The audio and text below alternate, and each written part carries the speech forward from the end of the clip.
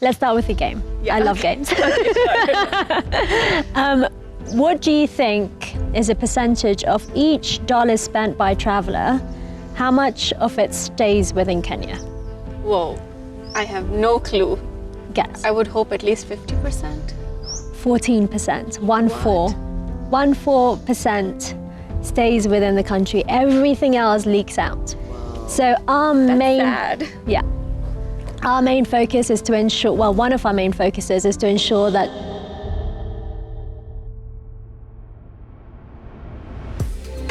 eyes open, hearts ready.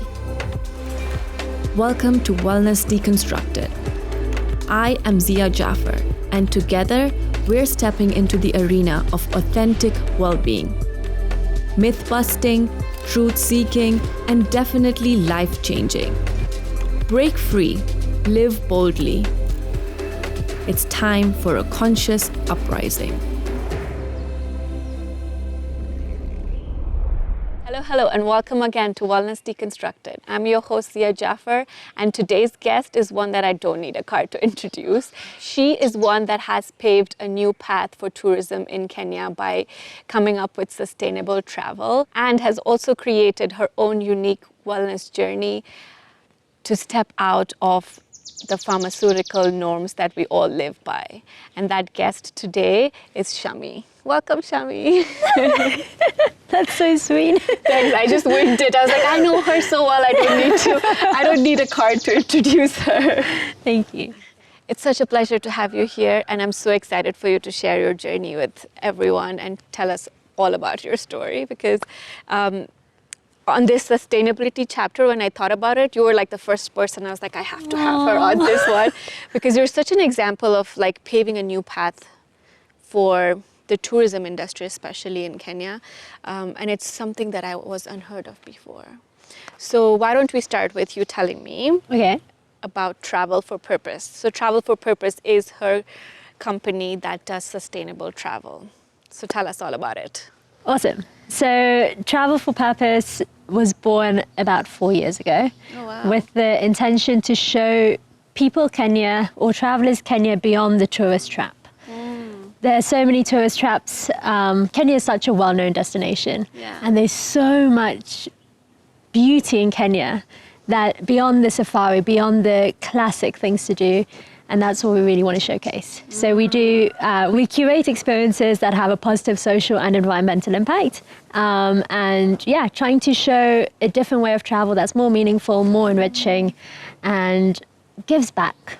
Yeah, I really appreciate that, because the whole point of doing this chapter was to understand the wellness of the environment and how it affects us. And it's not just about our journey, our own journey into ourselves or taking care of our body and mind and soul, but also with the environment.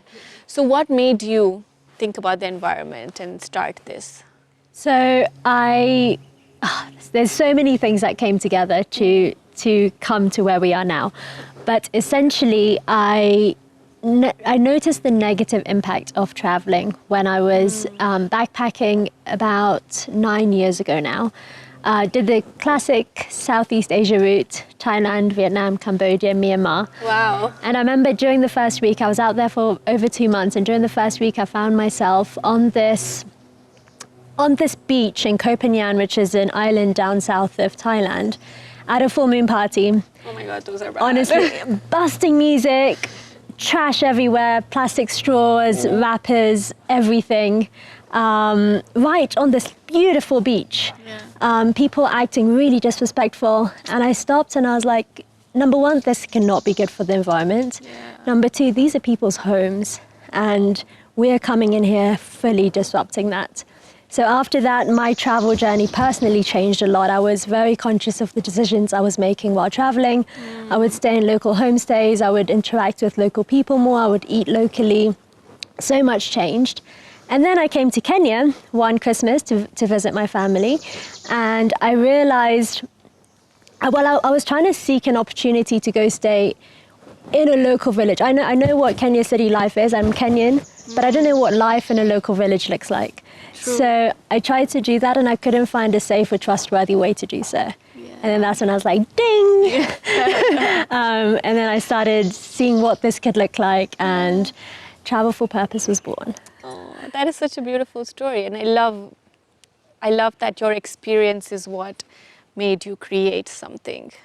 Yeah, it's been a massive inward journey as well. True. It was a lot of I was working in banking and finance before. Oh, wow. I felt like I was making no real change to the world, and I'm like, I'm on this earth to create change.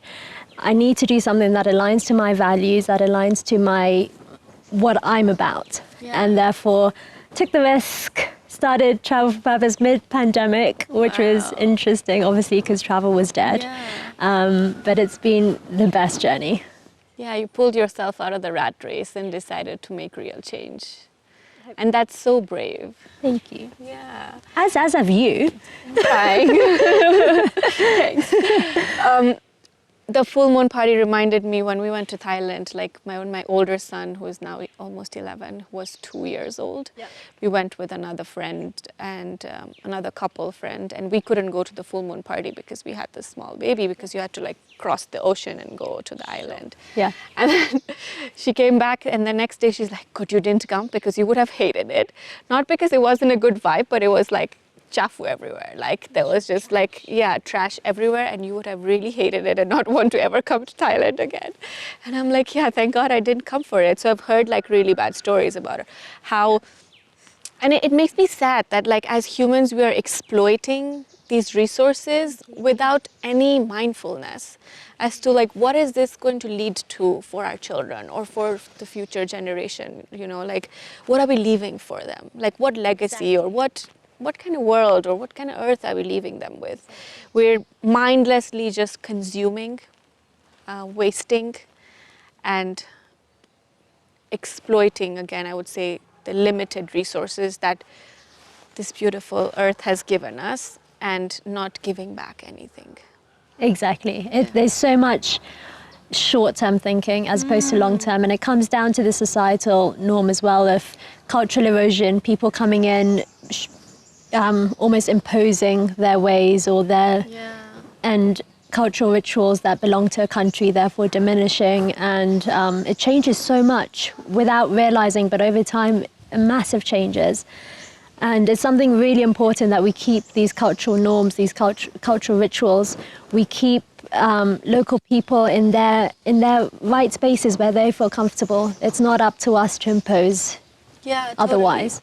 And also like the consumer industry, I feel like, yes, the demands are increasing, so they're just like constantly producing things that are not really good for the earth, or not even thinking whether it's good for us, like our bodies, right?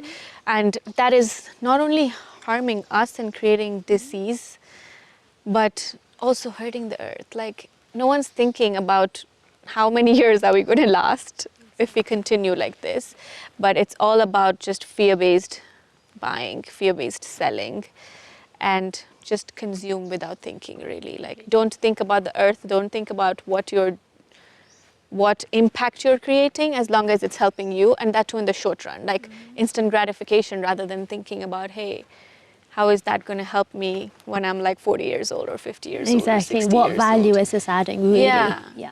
Or it's not adding, like, or what harm it's creating, right? Because we don't know the quality of life that we're going to have when we're 60, if we keep going at this rate.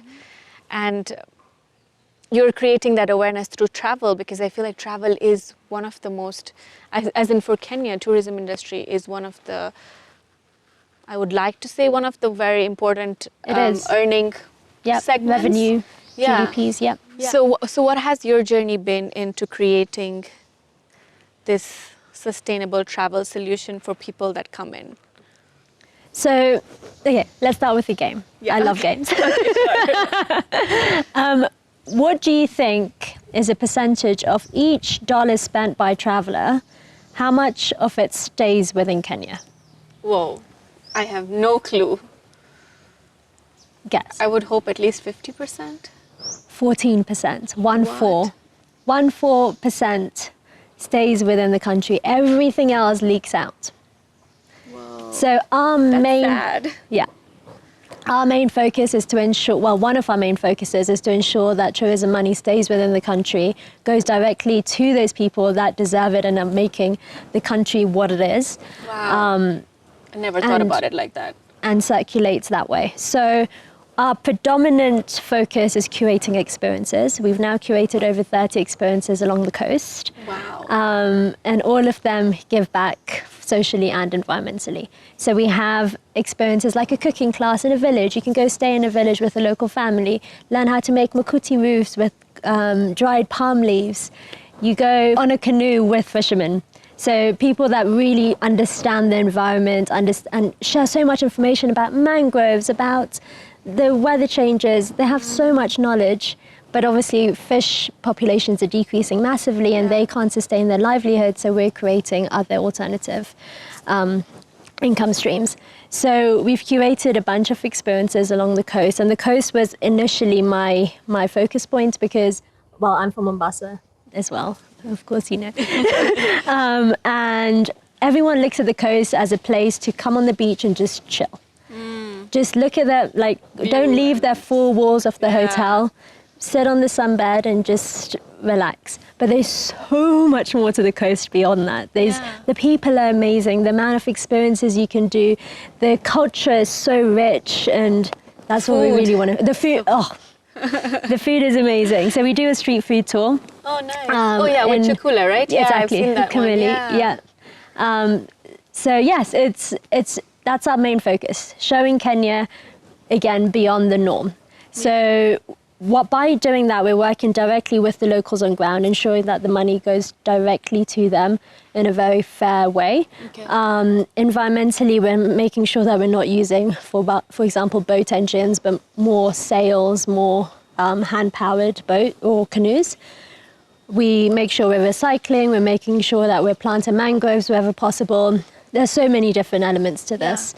From another perspective, in terms of accommodations, we do impact analyses. So we've created a T4P impact analysis, which means that every accommodation that we recommend to our travelers have been analyzed by us, where we make sure that they're creating, once again, an environmental impact by using renewable energy, making sure they have a waste management system, making sure that they're recycling, making sure that their food is locally sourced, and then socially ensuring that they're looking after their surrounding communities, ensure they're hiring local, making sure that they're enriching, empowering their staff, making training systems, etc. So we go really deep. It's really important to us because we want to support the people out there and the services out there that are really going the extra mile to make sure that an impact has been created. Yeah, and it's so nice to be able to actually dig deep and see if they're like sustainable as a whole, not just like in one area. Like, you know, exactly. Like a lot of people say, oh, we're sustainable, but then you actually go and see, okay, they say they're using renewable electricity, like solar energy, but then they have plastic bottles. Completely. And there's so much greenwashing out there now. You can't trust what's on the packets. You need to dive deeper, ask these questions, and show that people are interested, because only then is when change is going to happen. That is really cool. So do you also, this is my personal question that is coming out here, but would you also help hotels or lodges to become self-sustainable? Like if you go do an impact analysis, you're like, okay, you're a 5 out of 10. These are the 5 things that you need to do, and this is how you can do it. Like, do you run like a program like that too? Yeah, completely. So we advise, we help them through the process, and this is all free of charge. We don't charge for this at all, because it's our mission to create a more sustainable world, to create change, and if we can provide our travelers with more options, it's a win-win for us. So I work for you. I got you. So I'm sure like it was hard to find these hotels and lodges, right? Actually, no. Once you open up your eyes and really get on ground, you notice so many little small owned, locally owned spaces, which are so beautiful, and they're really trying. I think it's the more larger entities that we all know from the face front that are more disruptive. But there are many, many, many places out there who are really going the extra mile to create change. Yeah. That's really nice. And I'm curious, how did you spread the word about this? Like, because you were like completely new. Trying.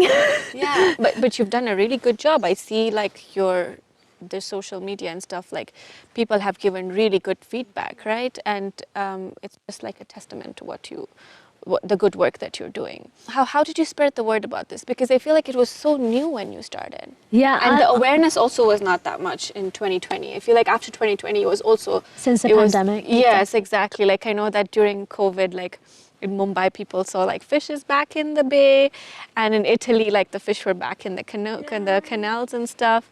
And so I feel like that created a lot more awareness, and that was around the same time you started. So how did you spread the word about it? Or what were your difficulties in trying to develop this sustainable business? So, number one, I think starting with difficulties, it's educating and understanding.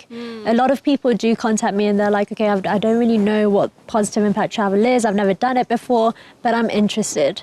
And as soon as they show interest, I'm like, yes, because they're open-minded, and it allows them to experience things that they haven't before. And every time they do that, there's like no going back. Then they call me at the end of their trip. They're like, okay, do you do any other countries? Like, how can I do more of this? So it's awesome. But in terms of actually showing that interest initially, it's a big step for any traveler, which is very understandable.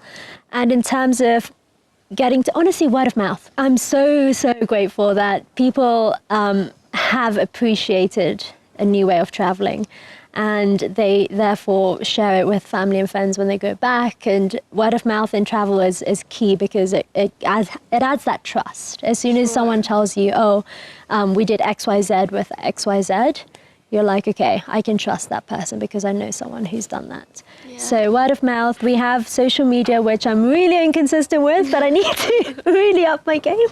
But social media also does a great job. Websites and I think just communities talking. I don't know. Maybe. No, but there has been an uprising in awareness. I think so. I think people are opening up their eyes. They're noticing that we need to do something different. We need to be more mindful.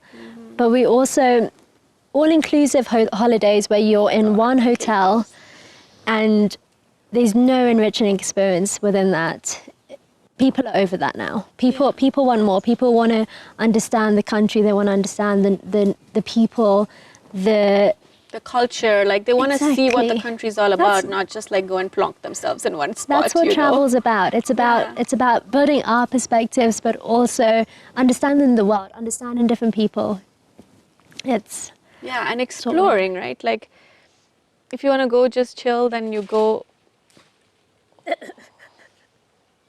If you want to go chill, yes, like you can do that a few days. But if you're going and exploring a whole another side of the world, you want to see like what kind of food they have, what their culture is like.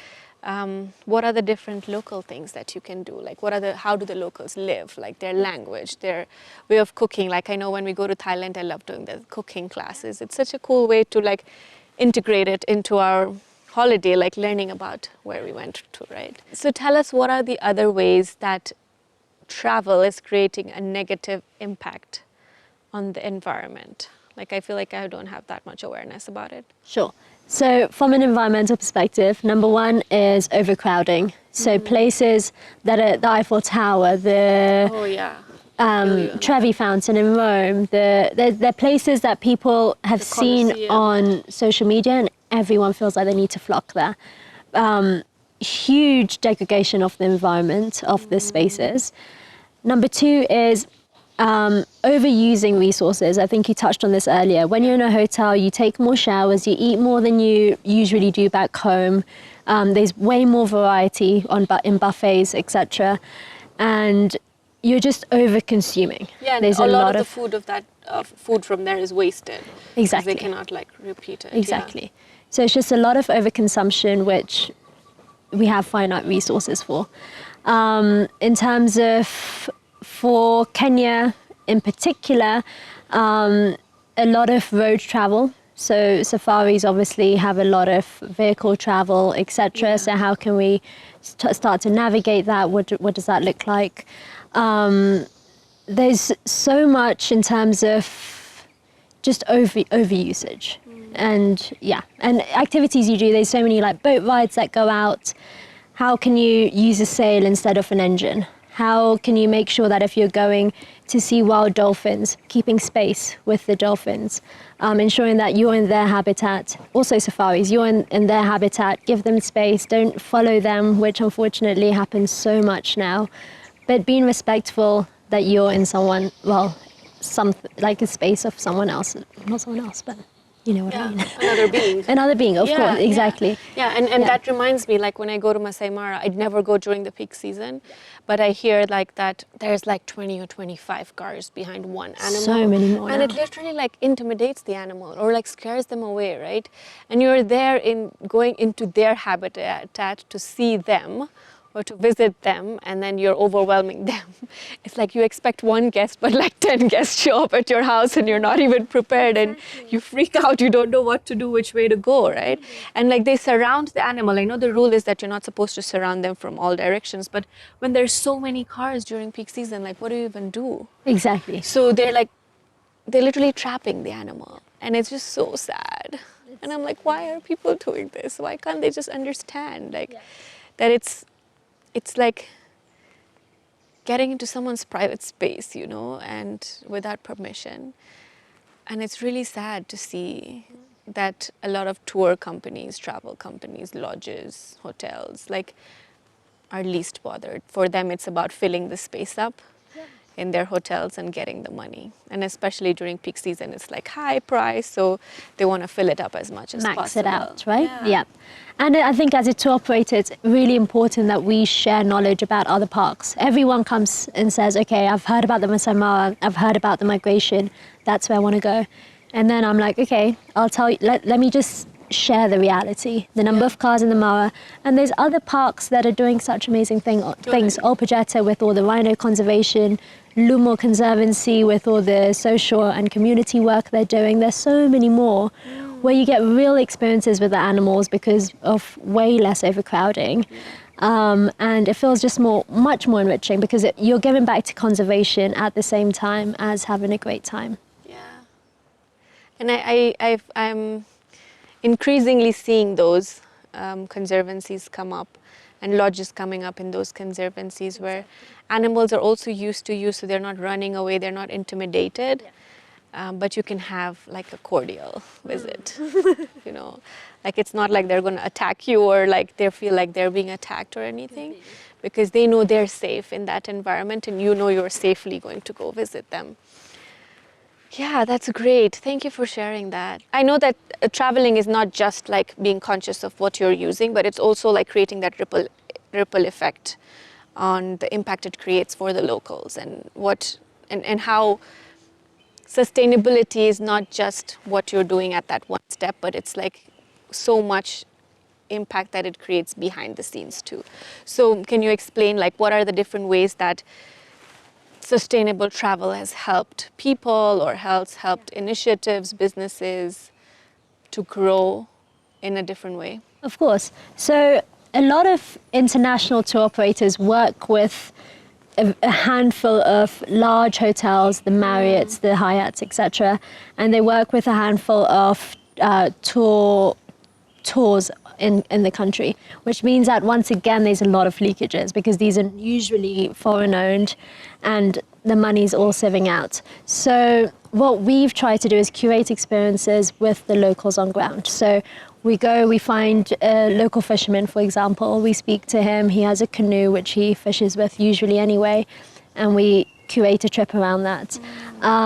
So an example would be, there's an amazing human called Omari. He's in Diani. Have you been to Congo River? Yes. Yeah, so it's the river that links to the ocean on high tide. Yeah, it's dangerous. I get scared every time I go there because like the current is so high, and I know people where they actually meet. Yeah. And I know people that have lost their lives there. So oh really? Okay. Like young guys that have lost their lives there because it's not okay to swim there if you know. Yeah, if you it's don't also know got them. it's very high current. It's the only place you can surf, I think, like body surf in Kenya because of the waves. Yeah, and the current is so high. Yeah. So we do a trip through the river, which is very calm, and with sunset and the mangroves, and it's just beautiful. So I found Amari about 3 years ago, and at that time he was hiring a canoe, and he would do these trips for travelers, but obviously earning minimum because he used to have to pay for the canoe, etc. But on this side, he was managing and creating this mangrove farm because of, I don't know if you know much about mangroves, but they take in four times the amount of carbon dioxide than normal plants. They're huge in terms of avoiding floods, etc. Protecting the soil. Exactly, massive for habitats, especially birds. So mangroves are a critical part of the biodiversity. So there's so many mangroves being chopped down in terms of buildings, people just misusing them, etc. So he's creating farms to grow mangroves and restore their habitat, and he's got such an incredible mindset. Anyway, we found Amari, and we've been doing trips with him, and the clients can plant their own mangroves and add to his farm during the trip. He shares so much incredible information.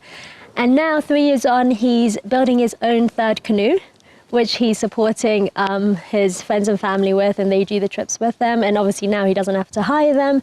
And his mangrove his mangrove farm is about 4 times as big as it was when we first met him. So there's so many stories. We've got Harrison from the village. We've got Tyson, who's our city tour guide in Mombasa. So he started as a truck driver. We found him and started doing city tours with him when he was a tuk-tuk driver. Now he has his own 7-seater car, which he was in Nairobi earlier this morning, so now he does trips to Nairobi and back for travelers. But we're also now training his sister, because we've just got a new tuk-tuk for her. So we're now training his sister to do some of our tours and share her incredible knowledge, which is amazing. So I think that's really the essence of what we do, really working. Kenyans are amazing. They're such warm, kind-hearted souls. And when you work so closely, it goes beyond a business relationship. You care for each other so much. And travelers really get to see that, even more than the tour itself.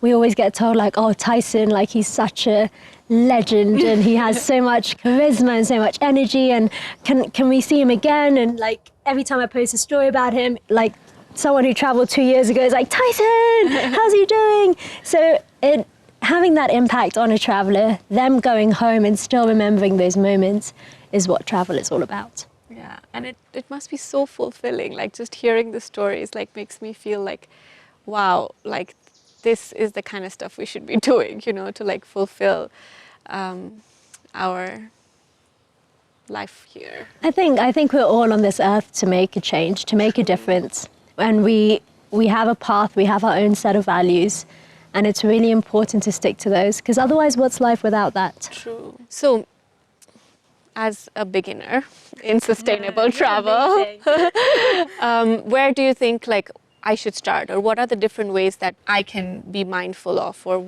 what are the things I need to take care of while traveling?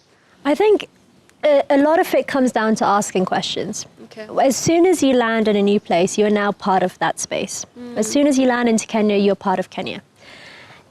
Now, making your choices on what you do, where do you eat, how do you behave in that country, how do you interact with locals, where are you spending your money? All of these choices will carve out the impacts that you're having on the space. So asking questions when you're in accommodations, asking them, okay, do you have any environmental initiatives that you're putting in place? Do you have any community initiatives you're putting in place? And just being very mindful of the impact you're having. And it comes down to that. And it's a process. I'm still learning myself. I think everyone's still learning. Yeah. It comes, and you'll realize that once you travel with a more conscious, mindful mindset, travel becomes so enriching, so whole. Yeah. Like it's just so much more fulfilling. Completely. And you go back and you have those memories for life. Yeah. And you know that you've done something good out of, like you had fun, you explored a whole another country, you like learned all these different things, but you're you've done some good. You've given back in some way. Yes, exactly. And I feel like that's such a complete experience. I love that. I want to do that soon. I want to be fulfilled too. But thank you for sharing that. I want to take you from sustainable travel to your wellness journey, if that's okay. Sure. So I know, like, I really admired your journey when you told me that you went through a condition and then you wanted to stop relying on these pharmaceutical medicine, and then you went through this brave journey, which I think you should like take credit for it and own it, because it's not for the fragile, it's not for the weak. It takes a lot of strength and resilience to do what you have done. And I would love for you to share with our audience as to everything. Where did you start? What was the difficulties, and where you're at right now with that? I'll start from the beginning just to give some context. Yeah. But I've had eczema since I was a baby. Eczema is a very normal condition in today's day and age. But since I was a baby, doctors have been prescribing me steroid ointments, which again is quite the norm. So blindly, I was trusting these doctors and I would lather myself in steroids. And steroids are amazing in terms of the recovery. Like the next day I would be so much better. Yeah. And I just kept going back to them. And then 24 years down the line, so after I moved back to Kenya, I had a bad outbreak, and I went to a dermatologist, and she gave me 2 steroid jabs back to back, because she was like, this is really bad, and this is the only thing that will help. And I, once again, just listened to her blindly. And after those 2 steroid jabs, like, so much changed in my body. My hormones were all over the place. I was missing periods, which I never miss otherwise. And I was just like, there's something here. Like this, whatever I've been jabbed with is too powerful for my body, clearly. So I started doing some research, and I realized the after effects of steroids in terms of how much they change your body in the long run. It's insane. Yeah. So I made a pact to myself on that day to go cold turkey and stop steroids. Little did I know that there were after effects. So I'm now battling with this condition called Topical steroid withdrawal, which there's very little knowledge out there. But essentially my body is so used to steroids that when I took it away from steroids, it loses itself. It's confused. Yeah, it doesn't shocked, know right? how to deal without steroids.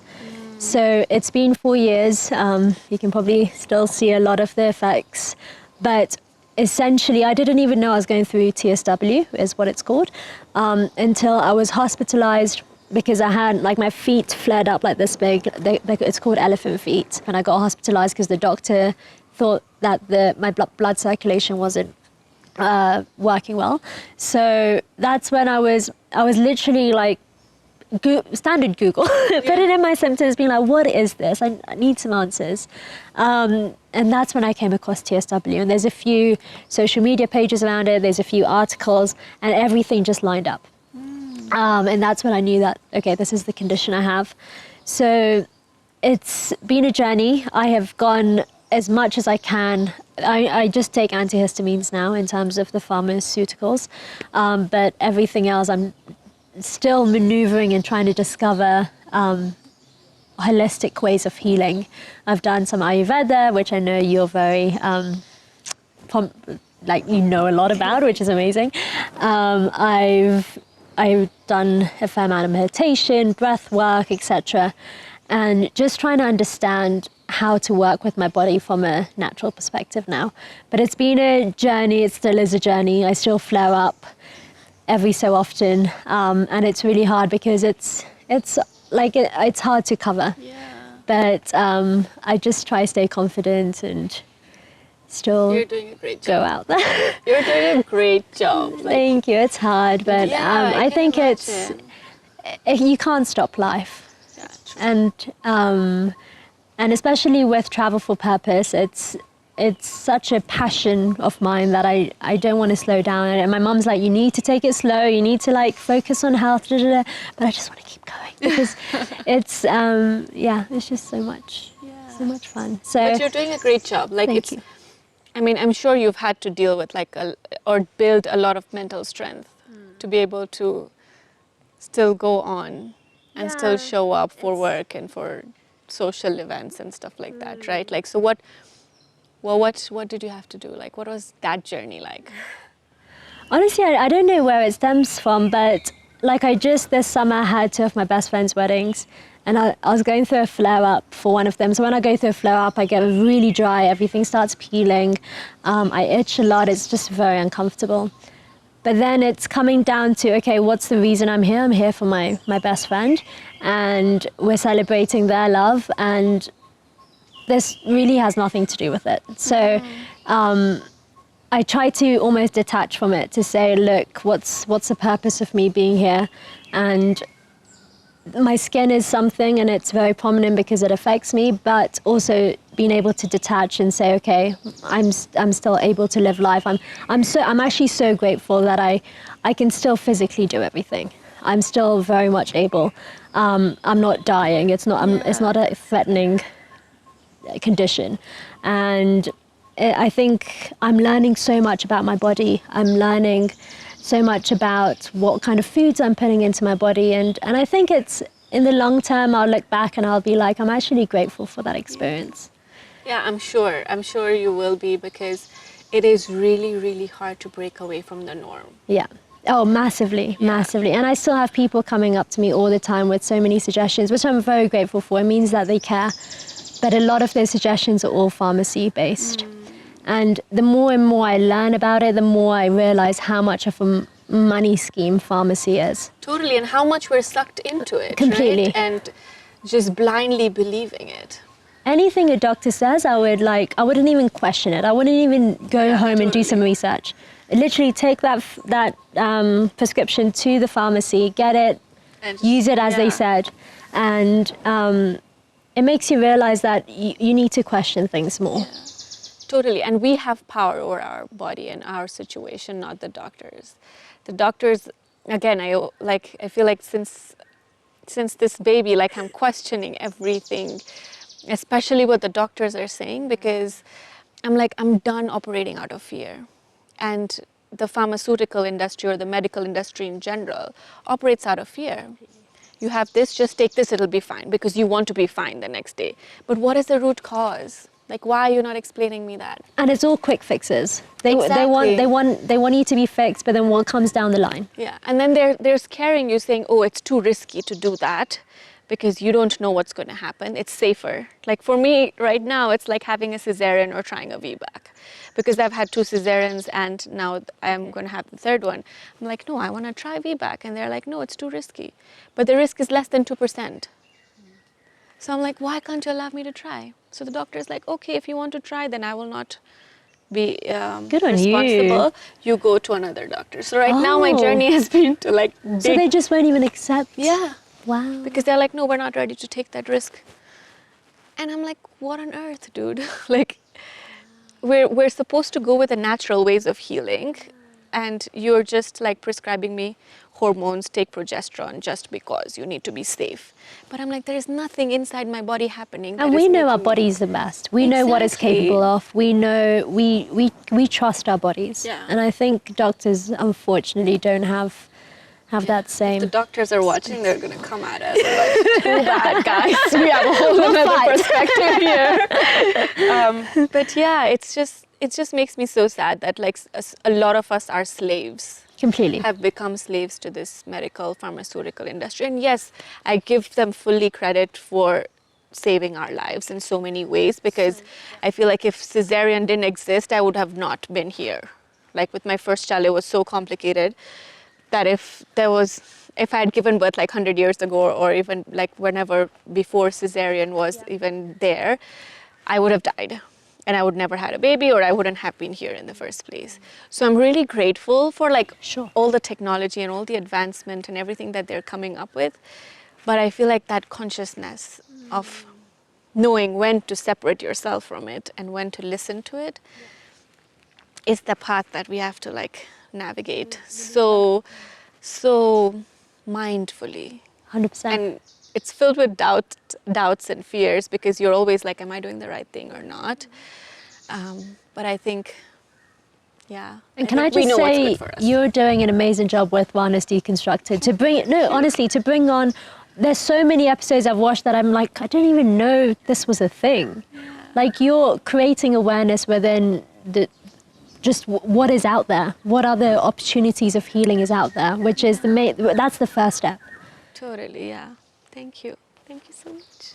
Well, thanks for being here. Yeah. And this conversation was really beautiful. I feel like we covered so much in the various aspects of wellness, and I always enjoy like being able to bring different aspects together. Thank you for having me. That's so sweet. No. So if you watched my podcast, you know I do like a rapid fire round with all my guests. So I'm going to ask you a few questions. Bring it on. And so that the guest can get to know you a little better. Okay, where are my cards? Why there's so many here? But okay. Ready? Go. Okay. What's your non-negotiable wellness habit daily? Movement and meditation. Nice. What's your life mantra? Step outside of your comfort zone. Ooh, love that. That's where life begins. True that. Bollywood or Swahili? Bollywood. Chai or coffee? Coffee. Sunset or sunrise? Oh. Yeah, I find it really hard to pick two. Sunrise on the coast, sunset anywhere else. Nice. Yeah, because at the coast you don't see much of the sunset, yeah. right? Yeah. Depends where you are. Yeah. Zumba or yoga? Yoga. Night in or night out? Oh, I've become a night in girl. Yeah. Oh, yeah. What's your go-to stress relief activity? Ooh, if I'm on my own, like just dance it out. If I'm out or surrounded by other people, just breath, like connecting with the breath. What are some of the most important lessons you've learned on your journey so far? Connecting with humans is everything. Being able to create smiles is just, that's all we're here for, that's all we live for. Heal naturally, listen to your body, and just keep sharing, I think. Just keep sharing the love. We need more of it in this world. Yeah. I have one more question, but this is so powerful, I want to end it there. Like, no, just the last question was like, what advice would you give to someone that's wanting to start traveling sustainably or wanting to start on their wellness journey but is scared to start? Just go for it. I think there's so many ums and ahs you can think about, but until you step into it, you won't experience it. So just step into it, believe in the journey, and go for it. There's always something you can learn. Always. Thank you for being here. It was such a great conversation. You did so well. Thank you so much. And as a token of appreciation, I have a little present for you. We're looking for sustainable gifts for the sustainable chapter. What plant is it? I don't know the name actually, but it's it's the snake plant family. Oh yeah. Yes, this is really good for creating oxygen in a room. Exactly. Yes. It's a mother-in-law's tongue. Yeah, Such it's similar to that one, but it's not. My mum preaches against this, so to keep these in the room to create oxygen flow. So I like the fact that this grows. Like it spreads. It's like the mother-in-law's tongue grows like this tall. This one grows bigger cool. like that and that way. Okay. I'm excited. Thank you. I'll keep sending you pictures as it grows. Oh yes, please. And we have seed balls. And I feel like this is something that you can talk about at Travel for Purpose too. We give all our safari clients seed balls. So during their safaris, they throw them out and making sure that they're indigenous to the area, which is key. Yeah, totally. Yes, exactly. So thank you, that's really thoughtful. This is one for you from Provisions. Thanks. And I've got a little tote bag for you. Thank you. Just a Travel for Purpose tote bag. Oh yay. So cute, guys. I love tote bags. Yeah, I think they're like yeah. the new thing. So, you know? yeah. And they're so They're so versatile. Yeah. Exactly. Amazing. Thank you. You're welcome. Thank you for joining me for such a powerful episode on Wellness Deconstructed. Thank you to our sponsors, Herbivore Kenya and Provisions Kenya. And remember, guys, like, comment, share, subscribe, spread the word, spread the love, because your support means everything to us and it keeps me going. Until next time, keep prioritizing your well-being.